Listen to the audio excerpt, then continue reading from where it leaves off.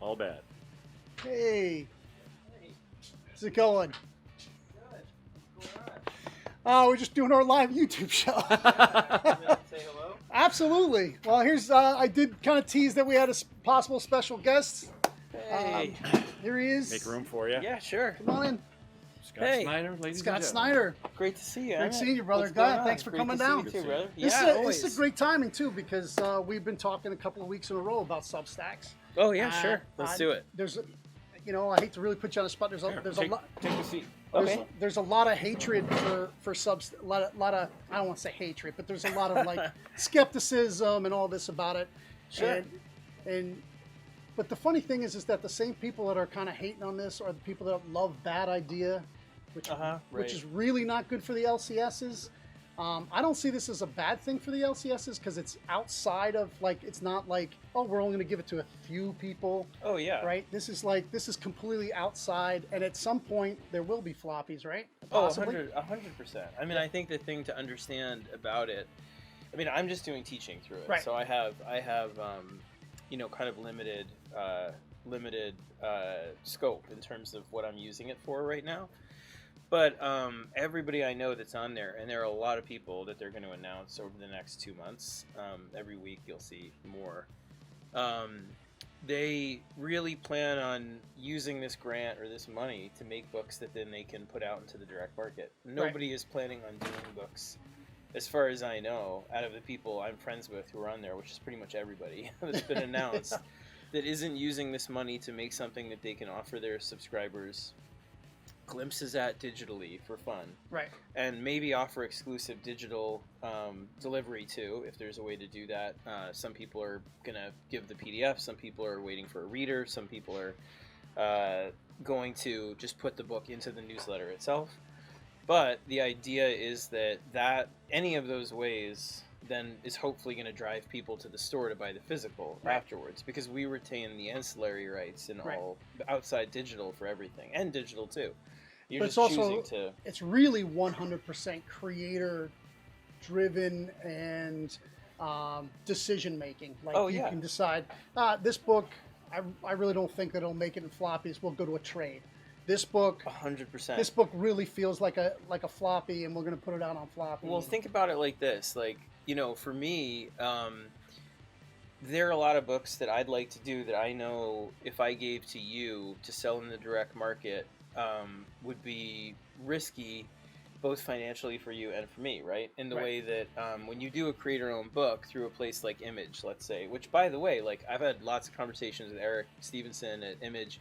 They're excited about Substack because what it means is that a lot of books are going to be produced and then given to publishers like Image for publication and it's for the already direct been market. proven. And it's been proven, and it has buzz, and on top of it having buzz, there's no financial risk because you got a grant to make the book. You see what I'm saying? Yeah. So usually the Image format is that you make the book on your own, you pay for it yourself, you publish it at Image, and then they have a great deal for back end for anyone that doesn't know how an Image book works. So ultimately, probably the best place for a creator to publish their books through. Well, it depends what you want. Financially. Yeah, we 100%. Well, it depends again. It's all about what you like. I'm glad I did American Vampire at Vertigo when I did it at Vertigo. Yeah, that's when Vertigo was around. Well, and I could never have afforded to do a book at Image at that time. I was nobody, right? And so it's hard. What I'm saying is this: think about it like the whole landscape, right? So you got Boom, you have Vault, you have a ton of good places now from all the way down. You have a lot of choices as a creator or creative team what you need. So I might need a page rate because I don't have the dough to pay an artist if I'm new, and a colorist, and a letterer, and an editor. And the other thing to understand is that if you do a book at Image and you're not getting kind of a grant or a page rate, you don't get paid for that book until about 6 months after you make it. So if I'm doing a book with Tony Daniel or something, that means I'm making issue 1, issue 2, issue 3, issue 4, issue 5, issue 6 before I see the money for issue 1. And granted, once the money for issue 1 comes in, if you can wait for the money for issue 1, it's big money because the deal at Image is wonderfully generous in terms of what you make off the issues. But the problem is you know, if it's an expensive risk, and if COVID comes along again in some way that's going to interrupt or disrupt distribution, if there's a problem with diamond, or Right. if, you know, whatever it is, like, Thanks. yeah, uh, you could, that's what happened with me. I was making books, deciding where I was going to publish them. I had no commitments to Image or elsewhere, and then COVID hit, and I was suddenly like, how do I even afford these books? And what if I start them again, and these people that I'm paying, suddenly I have to lose them to Marvel and DC? Right. And so with Substack, the way to think about Substack, honestly, in terms of if you want to get inside creators' heads, it's all about making books that are going to end up in the direct market. Right. It's a safeguard against the risk you have to take to make books that end up in the direct market. For most places, that, you know, the way you can do it is you trade off, and you give half the ancillary rights. So a lot of places that are Yep. great places, you know, Boom and Aftershock and Vault, and they have different kinds of deals, Yep. different deals down the line, where some of them, they take different percentages, Skybound, different Yep. aspects of your movie and TV rights, some of which, when I did American Vampire, for example, to be open, I have no control over that. It went totally to DC. I'm still really glad I did it, because it was got where you I in. was, right. But that's what I mean. I wouldn't steer somebody in that position away from that deal at this point in their career if they're where I was then, you know? Yeah, but as you come down, and your intellectual property is really, you know, I always say it's like an insurance agent who owns a book, Yeah. and when he retires, that's really his retirement. He sells that for multi-million dollars. Oh, sure. He sells all of his customers to another insurance agent. Your IP is in perpetuity, and your kids can actually, you know, your great grandchildren can That's make the money hope, off of you it. know, right? I That's the mean, hope. So with what I'm doing with Comixology and those things, I retain all of the IP for those with my co-creators. So the hope or the goal is to put enough things out into the world, and we have an option announcement coming with, you know, Noctera very soon. I have like the stuff Nope, that you heard it here first. yeah, you have the stuff that I've done so far. I'm lucky enough that all of it's been options, you know, witches and whatever, after death, and, you know, and so when you put something into the world for option, the option lasts a certain period of time, and then it comes back to you, and you can go out with it again. And so if it's a good property, or a property with a lot of commercial value or whatever, it'll keep getting optioned again. So there's a world in which, if you have enough IP out in the world, and no one plays it. I know that, you know, people think like, oh, you're doing your Netflix idea or this idea. You know, you can tell when someone's That's not how doing creators- that, yeah. but that's not how creators work. Nobody I know does that. Books that are you know? reverse engineered never They're not never good. seem to be very good. Yeah, and so the idea is, I hate even thinking of it as IP. You're making books you love and Right. you trust and whatever. And you'll see when the first of the books, I mean, the We Have Demons and the Clear and Night of the Ghoul are easily some of the best books I've ever been a part of. So I've zero doubt that you'll see that when you read them. The So other I'm thing, so proud. genres come around. So like when you made American Vampire, horror now has come into this, and you made Severed, and Yeah. horror now is really hot right now. So those properties can be like, if you've got good management and good agents, Yeah. they can take that stuff out there and go, hey, you know, we've already got these stories Some of ready them, and waiting. and that's what I'm saying is right now they went out again with Severed recently, you know, because Yep. the idea is, if you make enough things and have them out in the world, it becomes kind of a circuitry that just keeps going. So Yep. it doesn't mean it's security, like Yeah. you said, it's security. So it doesn't mean you don't want to stop. You want to stop making comics or books or anything, but it means you have more creative freedom. And what Substack is creative freedom for Right. people like. Do you think Scotty Young isn't going to go to Image with the books that he does and uses that grant to make? I'm not using the grant for those things yet because I have a full slate of books. Right. But soon, But you're offering something that people, when you were teaching at NYU or whatever, traveled to take your course. Now Right. they don't have to leave their house. and the money that I'm using, taking from that, you'll see very soon. We're going to announce this week. This week is the hurricane. I don't think I'll get to do it, but maybe next week. Partnerships with different organizations and comics that provide grants for up-and-coming creators and stuff like that. That's fantastic. And I'm going to be able to help publish a couple things through Best Jacket itself by creators that I've taught, creators I'm friends with, that I think are exciting voices in comics coming up. Are you looking for a publisher for Best Jacket? I can no, not exclusively. No, Right now, but- I mean, I love working with Dark Horse and Image. I mean, I have the Comixology books at Dark Horse, that I have Nocterra at Image, Chain, a book I'm doing in the next coming year at Image, and then we're going to bring back Witches as well, Oh, because cool. that also, like, that TV stuff has really picked up, so we really want to get back to it as well. So yeah, I mean, that's the thing is, like, you have to think about. You think about Substack however you want. Right. You know what I mean? There are all kinds of arguments. There's the argument also, like, oh, are they a bad player? This is the way I feel about that argument, right? They didn't give any pro grants. They give no subsidies to any of the people that people cite as bad players. Right. Linehan or Greenwald or EBS. right. Well, I mean, nobody is getting money from them. Right. They're just platformed, and some people I wish weren't, but they are. Same with Twitter. Right. I mean, the biggest culprit in that. But the people they are giving money to, us, and people that you haven't seen yet that I think people will be excited about that are going to announce as well, artists and creators from all corners of the industry, are people they're backing financially, and that means they're putting their money behind people at the other end of the spectrum in some ways from the Right. people that were, So the point I'm trying to make is that I know there's that criticism, but if there's a criticism essentially that it's taking something away from the direct market, that is, it's valid and I'll hear it, but what I'm telling you is that creators are thinking about it in the 180 degrees from that, where it's thinking about it essentially as a grant to make books they love. Yeah. That are why would you make a book on Substack and then not have it come out in print? Right. And then Like what would be the strategy of that is what I don't understand. Like, would you do a Kickstarter if, like we did Nocterra and then not release Nocterra, or would you, because we did it as a director's cut. I think a lot of people see that there are some books that don't ever come out to the market that are kickstarted. Well, that's selling print directly to the Right. Substack can only provide digital display of Right. the book. So, But I think essentially, most of the Kickstarter stuff, like you did something absolutely different, but like a lot of the creators that I know that just can't get their book, like Image won't agree to print it. Everybody said no, and they still believe in it.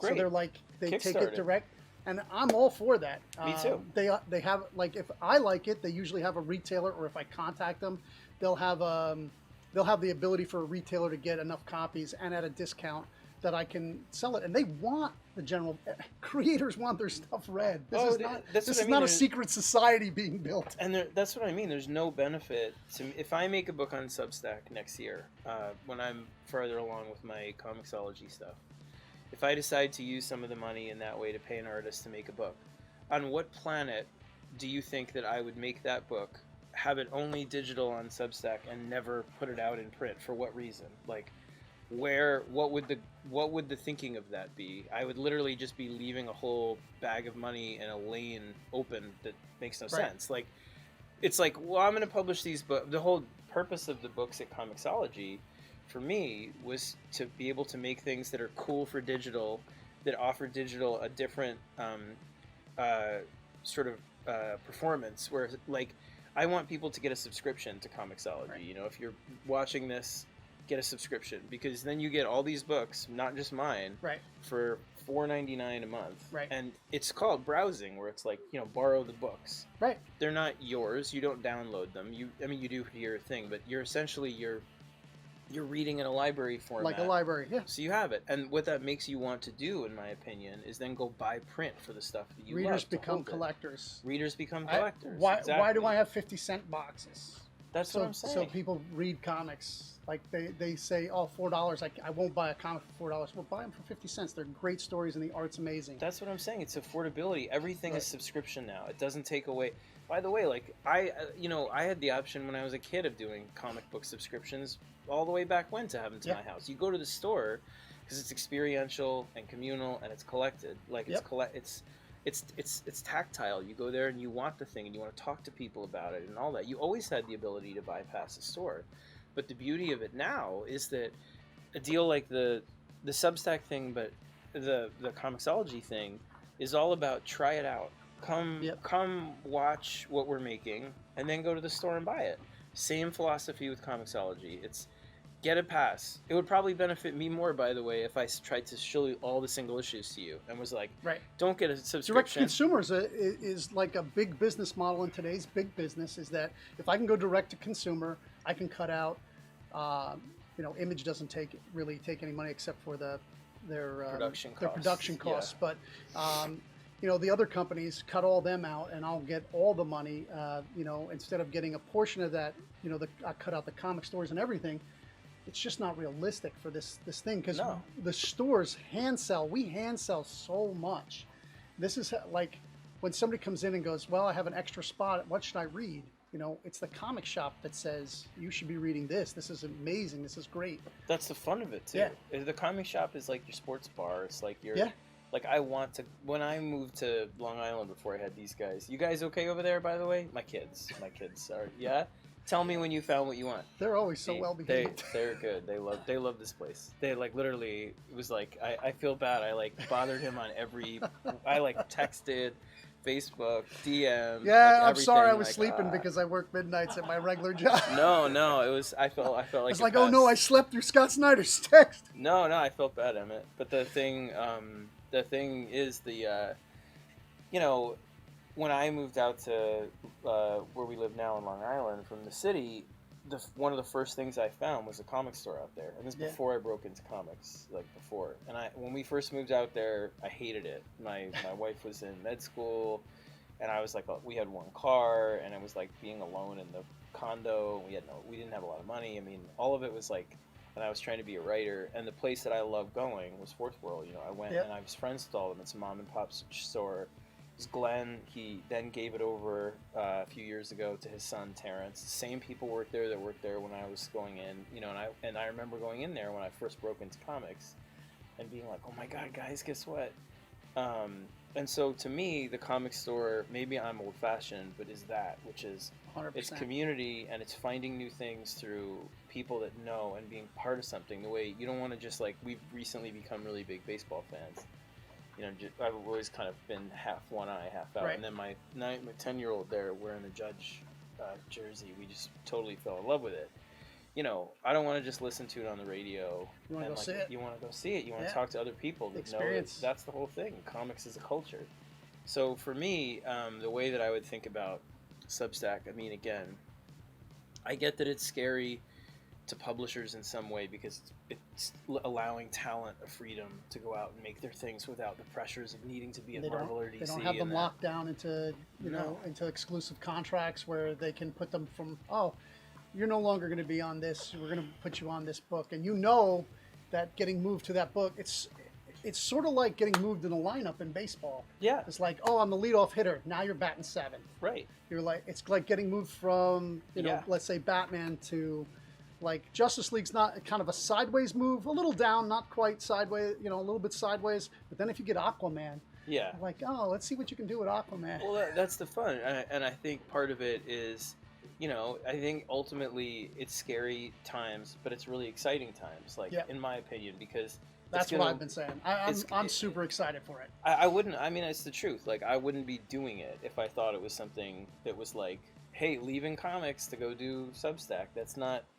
Nobody involved in it is thinking that way. They're thinking, I'm doing this because they're giving me a grant to make books I've always wanted to make. Some huge, big, bombastic books like Donnie and Ryan. Right. And then other people that are making books that they wouldn't get to otherwise, like James Tynan, like Blue Book, which will be a commercial success, but I think it has the kind of feel of a conspiracy theory thing that you want to follow on a newsletter and then go tell everybody about and buy, like a Department of Truth.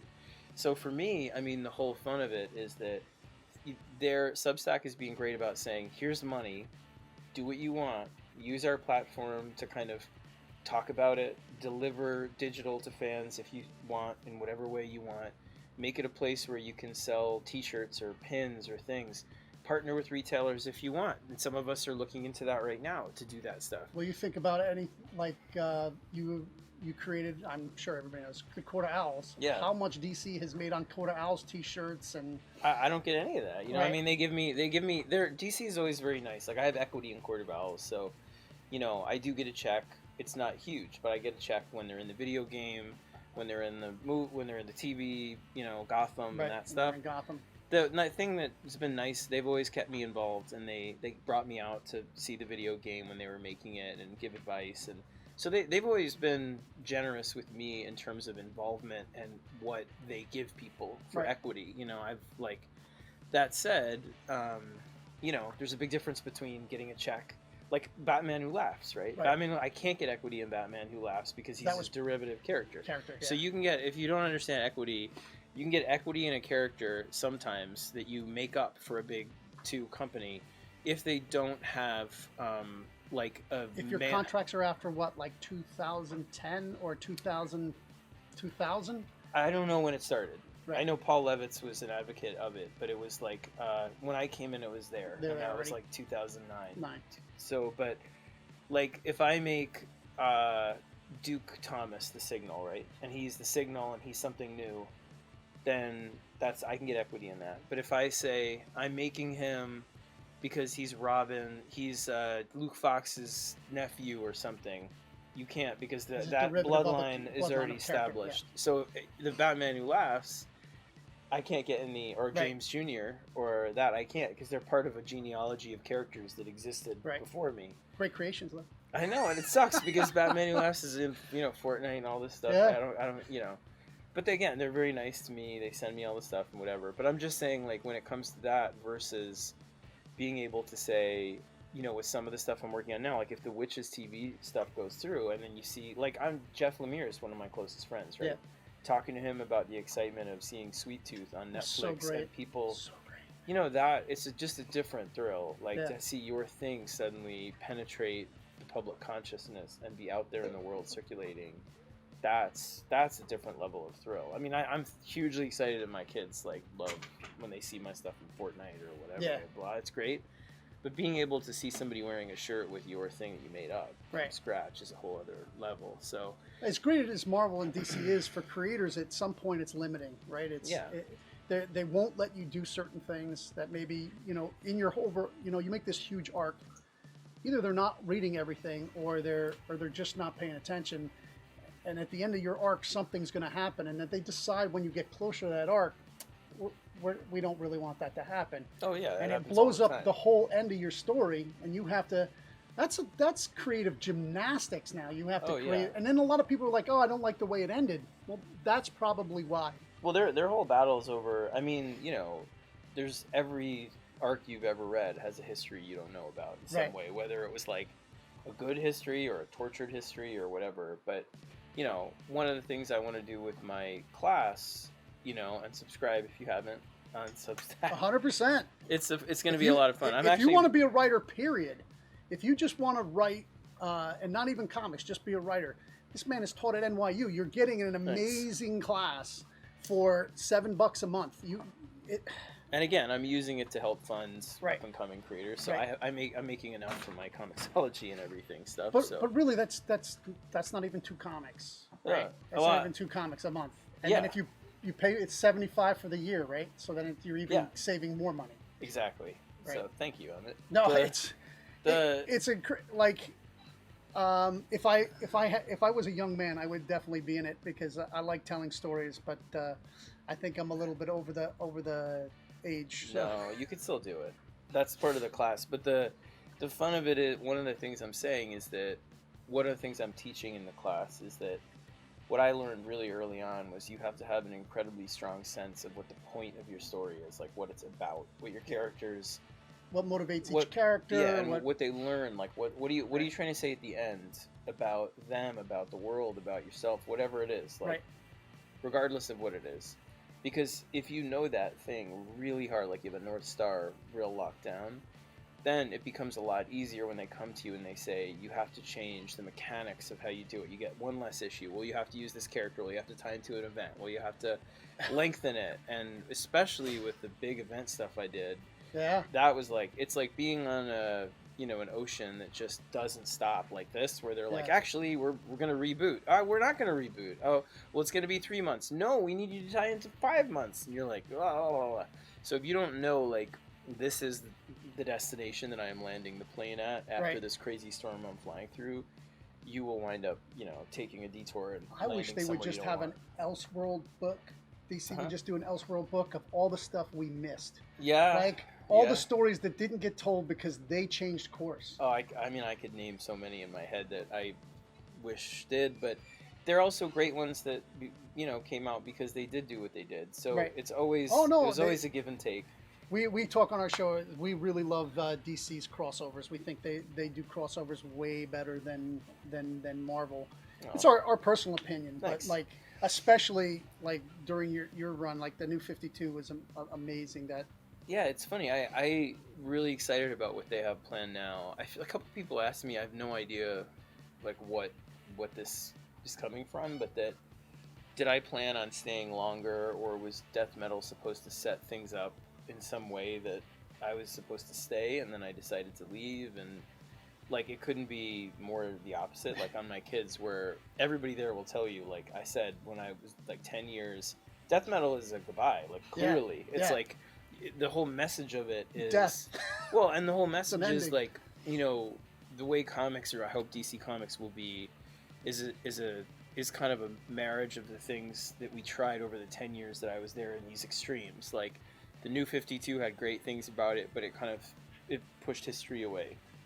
Rebirth was great in the way that it re-embraced legacy and the past, but it also kind of clung to those in a way that didn't necessarily let things move forward far enough. In some ways, you know. And they gave up on some things. Like when we went to the meeting, Didio said that Nightwing and Cyborg were going to be A-list characters with new There was a lot of villains and stuff like changes, that. yeah. And Cyborg disappeared. They just Yeah, they there was just a gave lot. up on him completely. There's a lot of volatility, but ultimately, what death metal was saying was we do both. Like the way forward is you embrace the past, but you try bold things like the new, and you know when it's time to say, "Here are the reins, next generation," and that's what Wonder Woman does. She says, "I giving this over so that we can have this infinite frontier where everything is possible, everything matters, and now let's make something great." So for me, that was always that kind of like, now I can finally go do my stuff, and especially with Marie installed as the EIC, the editor in chief. Right. I mean, she's She's one of my bestest Yeah. friends in the world, and so it couldn't be in better hands. You know, nothing against the people that were there; they are Right. supportive of me, and I'm supportive of them. But the new regime with her, I'm so excited about, and the editors there are great. And so my feeling was always like, The business guy, I wish he'd put out some because Lunar has done something. He's kind of put like some smaller stores like me out in the swinging. I know the that wind. that's just When for me. I'm learning about all that. That's so out of my wheelhouse. they're cutting us all the like, way down to 35%. I know you. I remember talking to you Yeah, about it. I and mean, I wish I that's- understood. I'm like that. Those decisions more on their part, and what the kind of you know, the thinking and the mechanics of all that is. That was always like that was happening as I was kind of on my way out. So Right. and you know, also there's a pretty big division between the business affairs stuff and creative. So Exactly. That's the thing is that I don't think that the business side has kept us enough in the loop. I hope they do. You know, Yeah. I mean, I that's one of the things. Well, I'm a DC fanboy from way back. Everybody's heard me talk about like that was me growing up. All my buddies were Marvel guys, and I was a DC guy. So Yeah, man. Well, no, I'm excited for what they have planned, and Yep. It's funny because it's just I spent so many years like thinking about DC and every aspect. You know, when I was there, especially when I got bigger there, about what can we do, how do we reorganize, and from metal to death metal was when I really had more hands on the levers about how to maneuver from Justice League, like metal through Justice League, and some of that architecture worked and some of it got kind of blown up because of different things right. that were planned and then not planned. But ultimately, where we finally found ourselves with death metal and the kind of restructuring in its own way led to what we had hoped we would kind of get creatively, at least on the other side that exists right now. So it was a nice feeling to be able to be like, there's a lot of people that I wish hadn't gone that had to go, and I wish they weren't, and they should. I would think some people shouldn't have. There's a lot of volatility I wish didn't exist creatively when I was there in all kinds of ways, but to see it kind of land with the message of death metal being something that was not only embraced, but you know, Marie was our editor, so having that be then kind of what they're doing, I almost feel like I don't have the brain space to think about Right. DC right now until I'll go back, and then I'll like be like, all right, roll up the sleeves, Yeah, like, yeah, get in there yeah. and get dirty with it. But right now, I'm more like, how do we make indie comics that are going to benefit retailers and create a more synergistic relationship, as horrible as the synergy word is, but Yeah. a more beneficial and kind of mutual relationship between digital, print, all of it. Like that's my interest right now. Well, Is it's also tough. Like you said, you got 8 books coming out on yeah, right on Comixology. You probably could get 8 books printed, but for most creators, they couldn't get 8 books printed anywhere. Like Image won't double print. So most creators won't get 2 books going out monthly unless they're yeah. top name. Well, that's why this was the way we had all these books in motion and staggered, and COVID just made me be like, you know what? I want to do everything. I don't want to delay 2 years, because the options were like, I'm just waiting for the kids to pick their cards, their Pokemon. I think they're getting close. All right. I think they're getting close. The option was DC was great to me when COVID hit. It was like, do you want to double back down and really, we know you're leaving, but do you want to stay? And Marvel has been, I've had conversations with them as well, and it really was like, I've been waiting for 10 years to be able to do my own stuff. Instead, I'd rather try to be bolder about it and try things that I believe in, that I think will actually make things better on the other side of this for a healthier industry. So putting out 6 books at Image or 6 books in the direct market at once, to me, would not be the best choice, even if I could get them distributed through different channels, because you're cannibalizing yourself in different ways. Because what people don't really know about the comics industry, they think it's limitless, like that we have millions and millions of people that read comics. It's not anywhere near that. There may be like 100,000 hardcore collectors who collect a lot. Yeah. And then there's probably another 30 to 50,000 that are like come in and out. Sure. Some months they don't buy at all. Some months, they and follow then one or two series. There's like a whole up and down game. With they're the many ones that things. don't like this whole system the most, because everybody will be on the in, because they'll have they could read the book before they buy the book. Right. So they already know what they're getting. Yeah. The speculators want to be the only ones that know. Right. But to flip that coin, I could be like, guess what, speculators? I'm not doing this because this isn't my bag on Substack.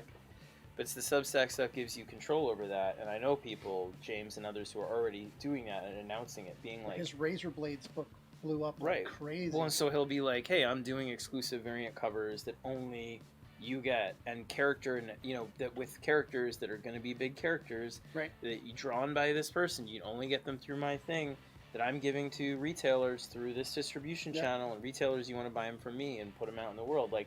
If I was still big into collecting, I would definitely be one of his founders. Oh, I'd definitely been one of on that whole founder thing.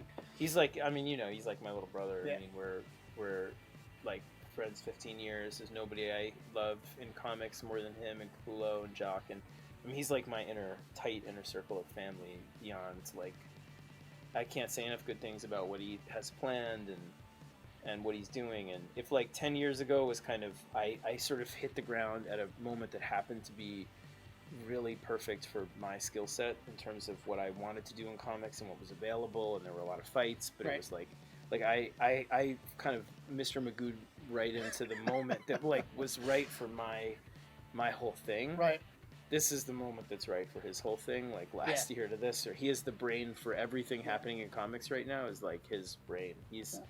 And I think it's great, like you said, if there happens to be another COVID strike where we're all locked in again, it's going to be great to get all this information and books to read online in PDF form if you can't make it to the comic shop. We survived. I mean, we'll survive again. The internet made us, actually, my business better.